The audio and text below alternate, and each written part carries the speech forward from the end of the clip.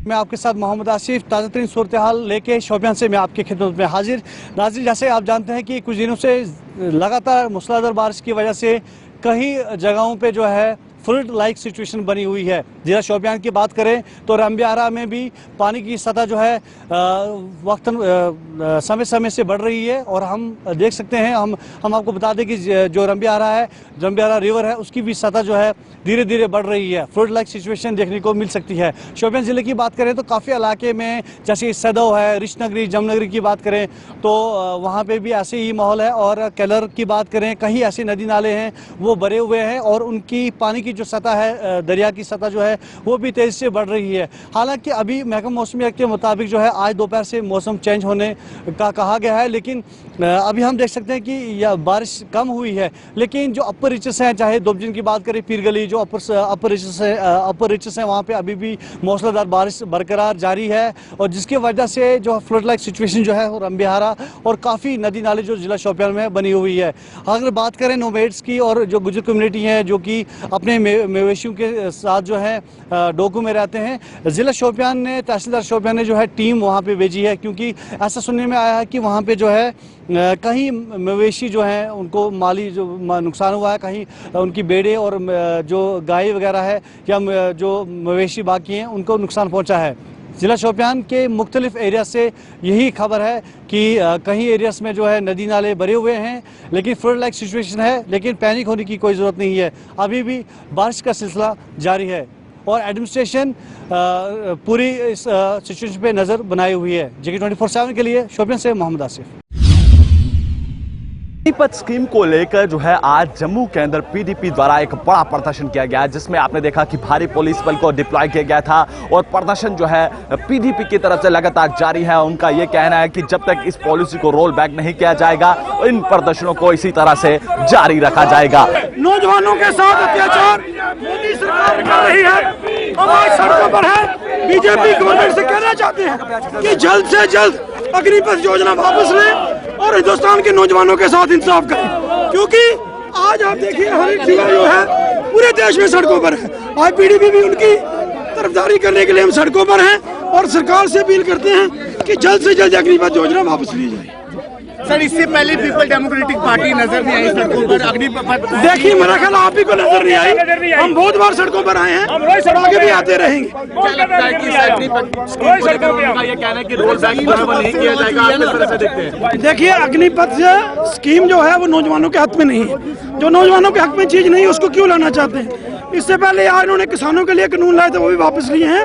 आज हिंदुस्तान का नौजवान इकट्ठा है और वो प्रोटेस्ट में है। पीडीपी उनकी आज तर्जुमानी हम कर रहे हैं और हम चाहते हैं कि जल्द से जल्द अग्निपथ स्कीम वापस ली जानी चाहिए, क्योंकि हमें दुख के साथ कहना पड़ता है कि भारतीय जनता पार्टी हिंदुस्तान के नौजवानों का भविष्य को बेचना चाहती है। लेकिन सरकार ने तो साफ तौर पर कह दिया कि अब ये स्कीम जो है वो वापस नहीं होगी। ठीक है, सरकार ने कह दिया, लोग सड़कों पर, हम भी उन नौजवानों के साथ हैं।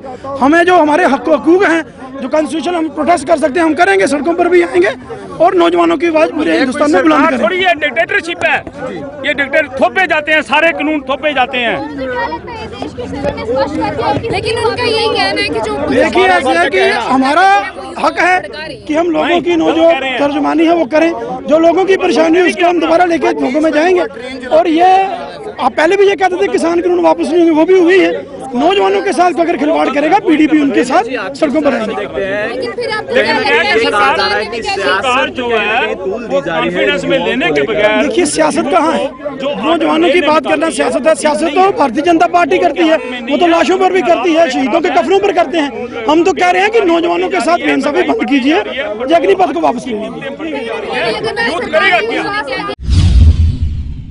2014 में जो फ्लड आया है उसके बाद इन्होंने बहुत फंड्स ले लिए, मगर जिस तरीके से ये होना चाहिए कि बंड की जो मरम्मत होना चाहिए वैसे नहीं हुई है।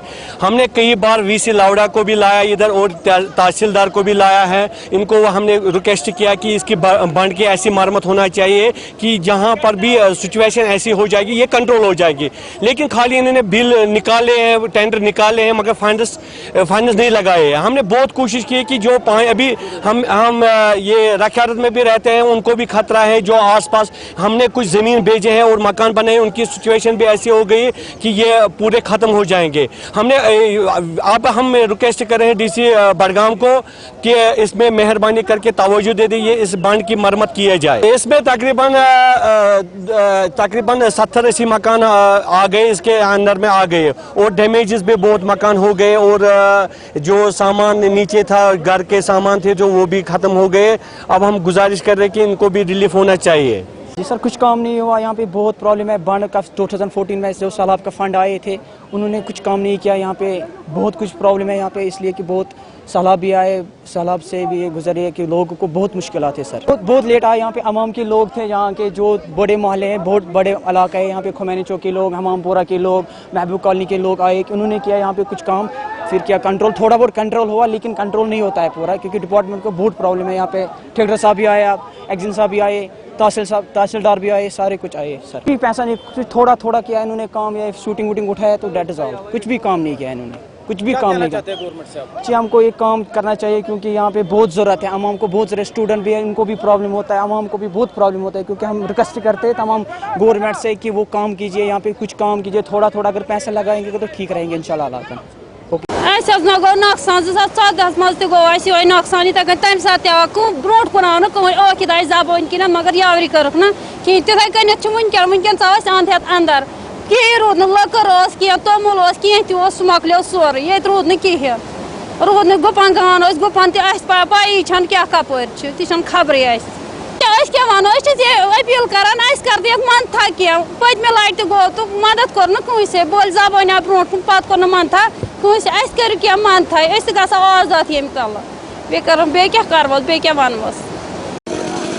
बेमना गारी इलाके में यहाँ रात में ही जो एक बांध टूट गया था, जो यहाँ पर एक दरिया बहता है, और अगर हम देखें तो सैलाबी सूरत है यहाँ पर। और अगर अंदर की तरफ हम देखें तो पूरे जो यहाँ पर ये एरिया है उसमें जो है घर की तरफ जो है यहाँ पर मकानों में जो है सैलाब घुस गया है और काफ़ी बिल्कुल ख़राब हालात हैं। लेकिन अगर हम यहाँ पर इंतज़ामिया की तरफ से देखें तो एक्जन जो इरिगेशन फ्लड कंट्रोल उन्हें आए थे, और एसडीआरएफ की तरफ से एसडीआरएफ ने जहाँ पर जो है बहुत अच्छा काम किया, और उन्होंने यहाँ पर जो है पेड़ वेड़ काटे, और उन्होंने वहाँ पर बांध में जो पेड़ काटे हैं, और अब जो है यहाँ पर सीमेंट के जो बैग्स हैं, यहाँ पर रेत के बैग है ताकि बांध रुके और सहूलियात मिले। 24/7 के लिए मैं बड़गाम से ज़हूर हुसैन।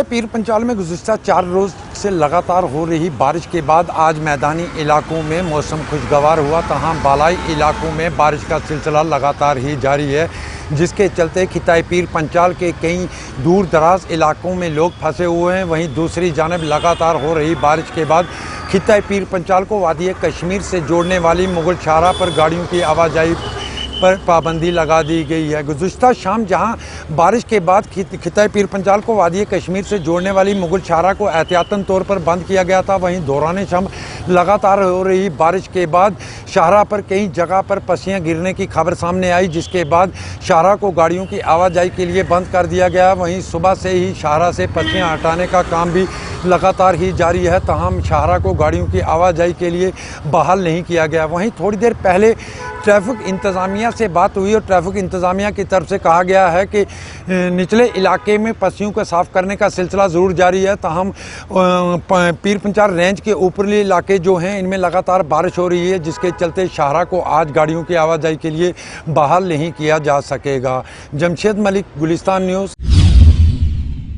JK 24/7 में आपका खैर मकदम, और मैं नदीम, और इस वक्त हम सोपोर के तारजू इलाके में मौजूद है। बात करें नॉर्थ कश्मीर की, लगातार बारिशें जो है पूरे जम्मू कश्मीर के अंदर जो देखने को मिल रही है, तो उसके चलते अगर हम देखें सैलाब की सूरत हाल जो बनती हुई नज़र आ रही है, तो लोग काफ़ी पैनिक है। तारजुआ इलाके की बात करें तो तारजुआ, अंबरपुरा या तारजुआ, मेन तारजुआ की बात करें या जितने भी इसके इर्द गिर्द इलाके आते हैं, सारे जो है पानी, लोगों का इल्ज़ाम है कि फ्लड एंड इरिगेशन डिपार्टमेंट की लापरवाही से जो है ये सारा यहाँ पे जो भी सिचुएशन इस वक्त बनी हुई है, ये सारी डिपार्टमेंट की लापरवाही की वजह से जो है ये सिचुएशन बनी है। और अगर हम बात करें, ये खाली तारजुआ इलाका नहीं है, अगर हम रफियाबाद इलाके की बात करें या बारामूला इलाके की बात करें, उड़ी इलाके की बात करें, या जितने भी नॉर्थ कश्मीर के जितने भी इलाके हैं, यहाँ पे अगर हम देखें हाईगाम का इलाका जो है बिल्कुल पानी में डूब चुका है। अगर हम खेत खलियानों की बात की जाए तो खेत खलियान भी जो है वो सारे जो है ज़ेर आब आ चुके हैं, और लगातार अगर लोगों का यही कहना है कि एडमिनिस्ट्रेशन की बात की जाए, जो बड़े बड़े दावे जो है ज़मीनी सतह पे जो दावे किए जाते हैं वो सारे ज़मीनी सतह पे जो है सारे खोखले नज़र आ रहे हैं। आज अगर हम बात करें 2 दिन जो बारिशें होने के बाद जो है इस वक्त सूरत हाल अगर हम देखें कश्मीर में काफ़ी पैनिक है। लगातार अगर हम देखें यहाँ के लोगों का कहना है कि रात के 3 बजे से जो है हम बिल्कुल घरों से बाहर है क्योंकि सिचुएशन इतनी पैनिक थी। लेकिन अभी तक की अगर हम बात करें डिपार्टमेंट ऑफ अगर हम फ्लड कंट्रोल की बात करें या इरिगेशन डिपार्टमेंट की जानिब से यहाँ तारजू इलाके की बात करें तो यहाँ पे अभी तक कोई नहीं आया है देखने के लिए आया जी क्या सिचुएशन है, आया जी क्या present situation. DC Baramulla doctor Sarish Asgar से यही रिक्वेस्ट कर रहे हैं कि आया जी यहाँ पे एक टीम भेजी जाए ताकि जो इस इलाके की तरफ इस इलाके को देखा जाए कि इतना नुकसान जो हो चुका है क्यों ये नुकसान हो रहा है। क्योंकि अगर हम कैनाल्स की बात करें जो जितने भी इरिगेशन के कैनाल्स हैं बिल्कुल सारे जो है ब्लॉक हो चुके हैं और जिसके चलते जो है ये पानी अगर हम देखें 2 दिन खाली बारिशें हुई और लगातार अगर हम देखें इस इलाके में जो है पानी भराया। क्यों ये डिपार्टमेंट बड़े बड़े दावे कर रहे हैं कि बड़े बड़े टेंडर्स निकाले जाए, जो दावे किए जाते हैं बड़े बड़े दावे किए जाते हैं कि काम ज़मीनी सतह पे हो रहा है। लेकिन अगर हम इस इलाके की बात करें या पूरे नॉर्थ कश्मीर की बात करें तो नॉर्थ कश्मीर में जो है इस वक्त सिचुएशन यही है कि हर जगह पे जो है पानी जमा हो चुका है और लोग परेशान है। और लोगों का यही कहना है कि एडमिनिस्ट्रेशन अगर हम department of flood and irrigation department की बात करें तो वो सारे जो जितने भी सारे दावे हैं वो सारे खोखले नज़र आ रहे हैं। और यहाँ पे मुकामी लोग भी हैं, इनसे भी मजीद जानने की कोशिश करेंगे, इनसे भी जो है बात करेंगे कि आया क्या यहाँ पे कोई डिपार्टमेंट की जानिब से आया कि नहीं। और ये कौन सा इलाका है और क्या प्रॉब्लम है? मैं एजाज अहमद डार यहाँ मतलब एज ए सेंट्रल अवकाफ का पैटर्न हूँ और इस ज़मीन इस वक्त मैं आपसे कुछ जानकारी देना चाहता हूँ। फ्लड की जो सिचुएशन इस वक्त जम्मू कश्मीर में तो इन जनरल हो रही है इस वक्त, ये तो एक प्रेडिक्शन थी जो इसमें सारा लपेट में आ गया। अब जब हमारी तारजू की मैं बात कर रहा हूँ, तारजू तो डिलिबरेटली मतलब इसको डिलिबरेटली फ्लड सिचुएशन नज़रअंदाज किया गया और डिलिबरेटली जो इस वक्त यहाँ नुकसान हुआ है इसमें तो डिपार्टमेंट की कोताही है। और मैंने चीफ इंजीनियर को वक्तन फवक्तन बताया भी था, उसमें कुछ फ्लड टनल गेट्स जो है उसके कुछ वहाँ लोकल है, वहाँ हाईगाम से और हरतार से उनने वो सरकारी ज़मीन पे कब्जा करके रखा है, वो फैडी कर रहे हैं उसको बचाने के लिए उनने वो गेट को डिसमेंटल किया है, सारा पानी यहाँ से मतलब फ्लो किया है, डाइवर्ट यहाँ किया है। अब जबकि वो उसी के लिए बना हुआ है पर्पस फ्लड टनल के लिए वो रखा गया था, उसको मतलब नाकारा बनाया गया, सारा पानी इस वक्त यहाँ से मतलब जा रहा है जिस नतीजे में हम सब आ गए इस लपेट में। यहाँ काफ़ी नुकसान हुआ है, गाड़ियों का भी, मकान आप देख सकते हैं, हम आपको दिखाएंगे भी। हमने मतलब जो कुछ हमने डीसी साहब से भी शेयर किए हैं कुछ वीडियोज़ और चीफ इंजीनियर से भी मुतला किया है। अब जब हमारी यही डिमांड है डीसी साहब से, आपकी वसात से हम उसको मतलब ये मैसेज देना चाहते हैं जो भी इस मुलवस में, चाहे कोई लोकल हो, सरकारी मुलाजिम हो या कोई लोकल बाशिंदा जिसने इंक्रोच इस पर किया हुआ है और उसमें जो नुकसान पहुंचाया गया, अब जब इस वक्त जो भी नुकसान है उसकी भरपाई होनी चाहिए और उनके खिलाफ FIR होना चाहिए। अगर हम देखें सुबह से अभी लगभग दिन के 1:30 बज चुके हैं तो यहाँ पे एडमिनिस्ट्रेशन की जानिब से कोई देखने के लिए एडमिनिस्ट्रेशन की मैं बात कहूँगा, गवर्नर साहब ने यहाँ जितने भी ग्रीवेंस सेल या ये हेड क्वार्टर पे अपने अपने चाहे डीसी ऑफिस में हो चाहे यहाँ लोकल एडमिनिस्ट्रेशन में, अब जब हम भी उनको फ़ोन करते हैं ना उन्हें कॉल डाइवर्ट करके रखे। एक साल पहले जब उनको इनके लिए डिप्यूट किया गया है, जब भी कोई ऐसा मसला फ्लड की सिचुएशन हो, जो कोई भी ऐसा आफत आती है, वो तो पहले से फ़ोन बंद रखते हैं।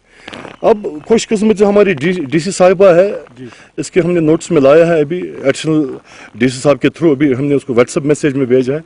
थोड़ा सा कुछ कार्रवाई होगी उसमें, तहसीलदार साहब भी आए थे यहाँ और वो एग्रीकल्चर वाले भी आए थे यहाँ और SHO साहब ने भी, उसके हम शुक्रगुजार, उसने 2-3 तो वाहिद एक अफसर है जिसने मुझे फ़ोन किया था, उसको थोड़ा सा इंफॉर्मेशन मिल भी थी इसके बारे में। हमने उसको अब बोला था इनके खिलाफ FIR कर दी, उसने शायद एग्जन साहब से बात भी की होगी।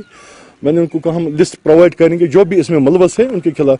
बाकी रही एडमिनिस्ट्रेशन की बात, खासकर लोकल एडमिनिस्ट्रेशन, वो तो हमने 2-3 साल से हमें नज़र ही नहीं आ रहे, जब भी ऐसा कोई मसला तो कभी नज़र ही नहीं आते हैं। तो आपका ये कहना है कि जितने भी दावे किए जा रहे हैं कि काम हो रहा है कि ज़मीनी सतह पे, बिल्कुल गलत है, सारे गलत है। ये धोखा देते हैं, LG एडमिनिस्ट्रेशन गवर्नमेंट को धोखा देते हैं, कोई काम नहीं होता ग्राउंड लेवल पे।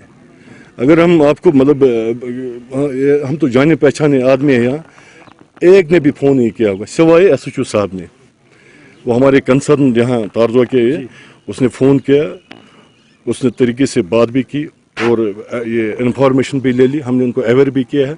बस वाहिद एक है जो पुलिस की तरफ से मतलब हमें, बाकी कोई कुछ नहीं, तहसीलदार हो, एडीसी हो, जो भी कोई हो, और एग्रीकल्चर वाले यहाँ आए थे और मैंने एडीसी बारामूला से फिर मैंने रब्ता किया है।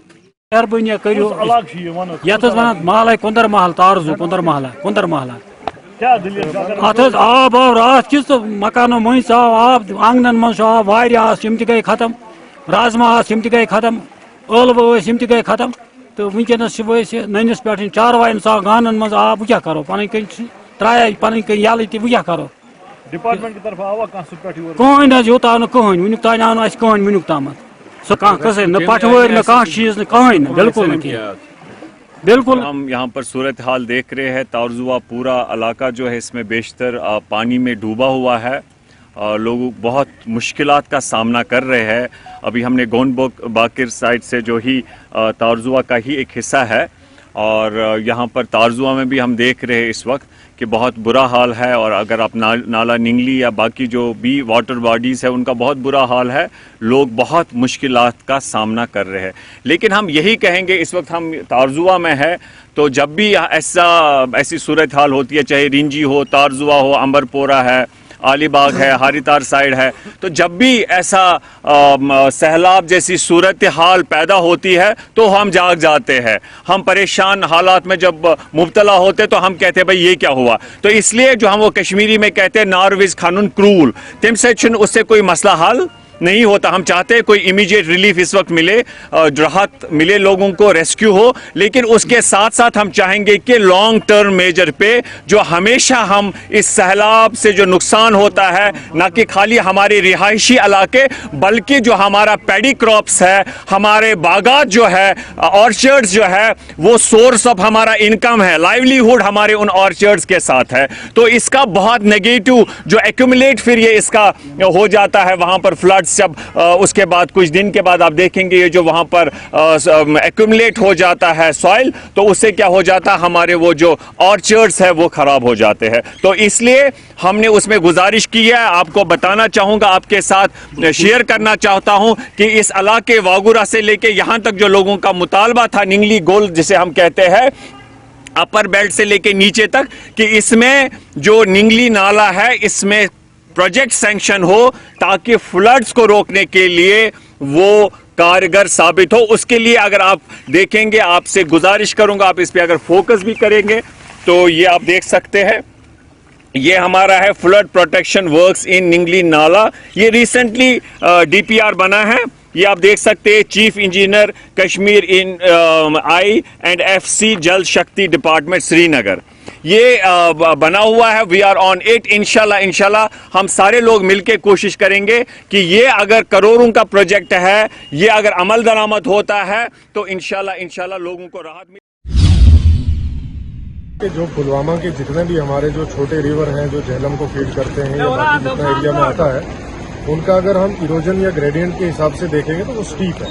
उसमें आप जितना मर्जी ड्रेजिंग करते रहें फिर भी उसमें जो सेडिमेंट है वो आना ही आना है। लास्ट टाइम भी हमने यहाँ से कुछ पोर्शन जो है वो क्लियर किया था, लेकिन अब इरोजन का लेवल ऐसा है, रेनफॉल जो है वो अनटाइमली होती है और उसके बाद तेज टॉरेंशियल रेनफॉल जिसको बोलते हैं, तेज बारिश होती है, उसकी वजह से इरोजन जो है वो होता है। वो एक नेचुरल प्रोसेस है, उसमें जो है वो कोई भी, चाहे वो आवाम हो चाहे एडमिनिस्ट्रेशन हो, उसमें हम नेचुरल वे में कुछ नहीं कर सकते। बल्कि लास्ट टाइम हमने क्लियर किया था, लेकिन इस बार हम इसको एक्सपेक्ट नहीं कर रहे थे कि इतनी तेज बारिश होगी और जिसकी वजह से ये फ्लड होगा। लेकिन इस बार हमने प्लान किया है कि जैसे लास्ट टाइम हमने पीछे से जो है वो सेडिमेंटेशन क्लियर की थी, बजरी उठाई थी फ्लड कंट्रोल वालों ने, इस बार भी हम इंश्योर करेंगे कि यहाँ से आगे वाला जितना भी चैनल है उस सारे में से रेत बजरी उठा के जो है वो हम साइड कर दें, सो दैट कि आने वाले टाइम में लोगों की फसलों को कोई नुकसान ना हो। तो सबसे बड़ा यहाँ पे ये सवाल बनता है सर, जो पुलवामा, जो पिंगलियाना पुलवामा जो अभी जो वहाँ पे जो खेती हुई थी और वहाँ पे जो रोड अभी ब्लॉक है, तो लोगों के लिए क्या?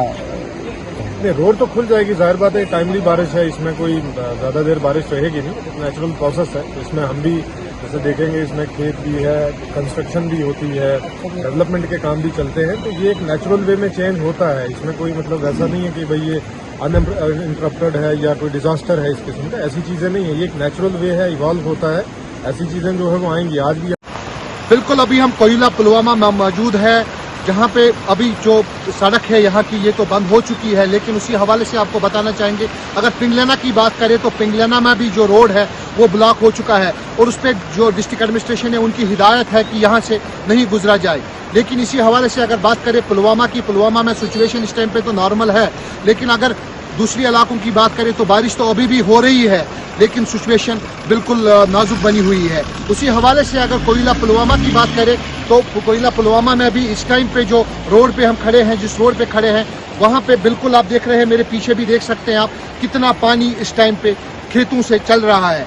उसी हवाले से अगर पिंगलाना की बात करें तो पिंगलाना में कम से कम जो श्रीनगर पुलवामा और उसी के साथ साथ शुपियाना रोड जो मेन हाईवे है वो भी ब्लॉक हो चुकी है, क्योंकि उस पर कम से कम 3 से 4 फुट पानी आ चुका है। उसी हवाले से लोगों को हिदायत दी जाती है कि वो लोग वहाँ उधर से उस रोड से ना गुजरे, क्योंकि वहाँ से निकलना बिल्कुल नामुमकिन काम है। तो उसी हवाले से अगर कोयला पुलवामा की बात करें तो कोयला पुलवामा में भी इस टाइम पे ऐसी ही सूरत हाल मौजूद है। मुजामिल जगह 24/7 पुलवामा।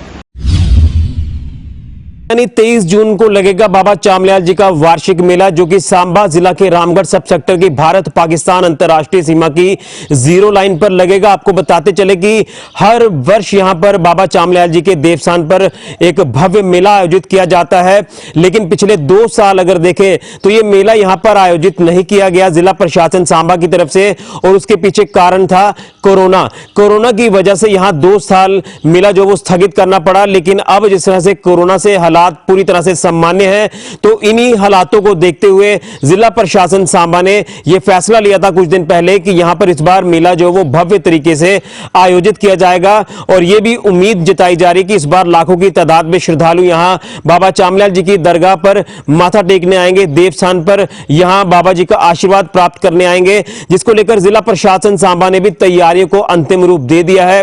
और अब मात्र कुछ समय बचा हुआ है इस मेले को लेकर, जिस तरह से कल मेला जो वो लगना है। और इस मेले में खास बात इस बार ये भी हमें देखने को मिलेगी कि यहां देश के कई अन्य हिस्सों से यहां पर श्रद्धालु जो हैं वो बाबा जी की दरगाह पर माथा टेकने के लिए आएंगे। और जो बाबा जी के देवस्थान की मान्यता है वो भी आपको बताते चले कि यहां की शक्कर और शरबत जो इसकी एक मान्यता है। और उसी के साथ साथ आपको हम ये भी बताना चाहते हैं कि यहां पर बाबा की यहां दरगाह पर चादर भी चढ़ाई जाएगी, जिसमें जिला प्रशासन सांबा के तमाम आला अधिकारी शिरकत करेंगे, बीएसएफ शिरकत करेगी। और उसी के साथ साथ यहां जो श्रद्धालु माथा टेकने आते हैं उनमें से कई ऐसे भी लोग होते हैं जिनको चर्म रोग होते हैं, और उनके चर्म रोग यहां बाबा की देवस्थान पर आकर ठीक होते हैं। और वो कैसे ठीक होते हैं? जो बाबा के देवस्थान की मिट्टी है यानी शक्कर है, उस शक्कर का लेप जो है वो शरीर पर किया जाता है, और कई दिनों तक बताया जाता है कि यहां पर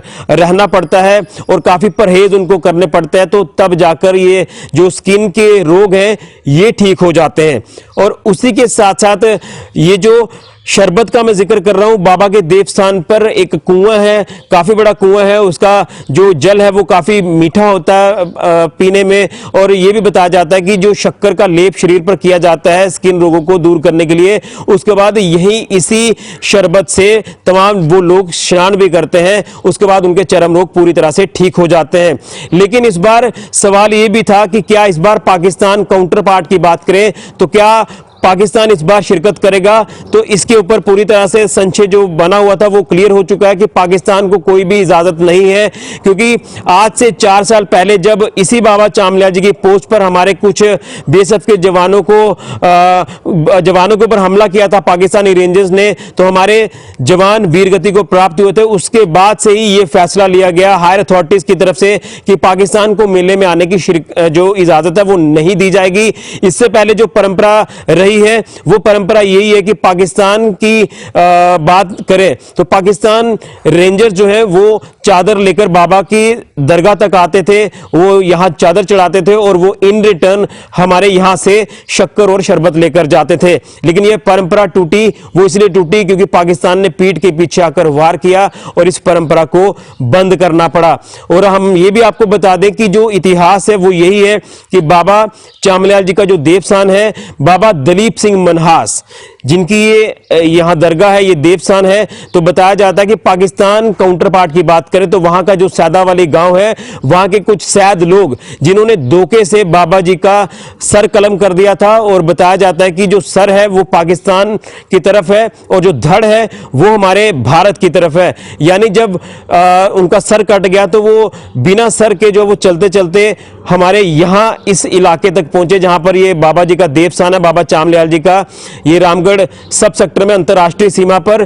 तो वहां पर वो आकर समा गए। उसके बाद ये देवस्थान बन गया और उसके बाद यहाँ धीरे धीरे श्रद्धालुओं को तांता लगना शुरू हुआ, एक मान्यता बनी, और आज मान्यता इतनी ज्यादा है कि यहाँ जो भी आता है उनकी झोलियां भी भरी जाती हैं, और तमाम लोग अगर स्किन के रोगों से अगर ग्रस्त होते हैं तो वो यहाँ पर आकर ठीक भी होते हैं, ये मान्यता है। तो जिसको लेकर जिला प्रशासन सामान्य तैयारियों को अंतिम रूप दे दिया है।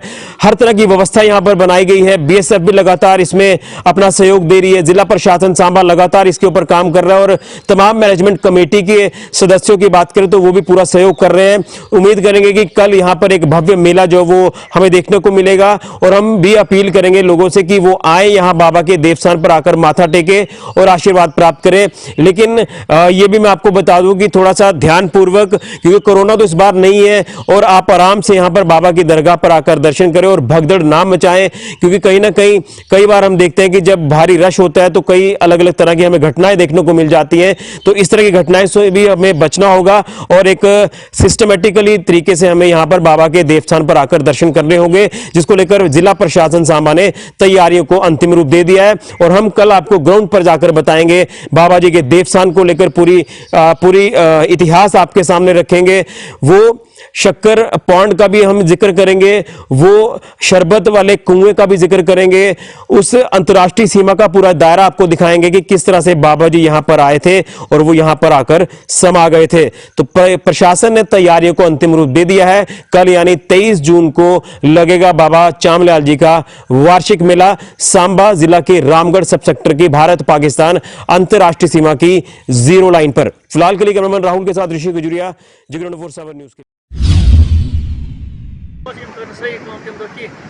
अगर सही क्रेट अगर फंड लगे पाइप लगे तो यूत डैमेज गई आमद परेशानी यूत आम चुनकस तो सारी परेशान क्या करो 10 किलोमीटर पे क्रॉस कर पे शूलूर ग शूलूर कर इस तरह पूरी तौर गवर्नमेंट अपील कि तुम कर पूरी तौर मरम्मत कि सही अत दौरान कलवट परेशानी दूर गई त्रागाम रोड गोंडमर पाजीपोरा गिलगाम खुशी यह सोरे रेप कटा अगर सही करा जिले कुपवारा के त्रहगाम इलाके में गुंड मोमिन पुल बह गया है। वाजह रहे कि एक हफ्ते से जायद बारिशों का सिलसिला जारी है। नदी नालों में पानी की सतह बढ़ गई है। इधर अवामी लोगों ने मज़कूर महकमा और ठेकेदार पर इल्जाम आयद किया है कि इस साल ये पुल मुकम्मल हुआ है, लेकिन नाकस मटीरियल इस्तेमाल होने की वजह से ये पुल पानी का बहाव बर्दाश्त न करने की वजह से टूट गया है। अवाम ने इल्जाम आयद करते हुए बताया कि इस तरह के नाकस काम करके खजाने आमरा को नुकसान पहुंचाया जा रहा है।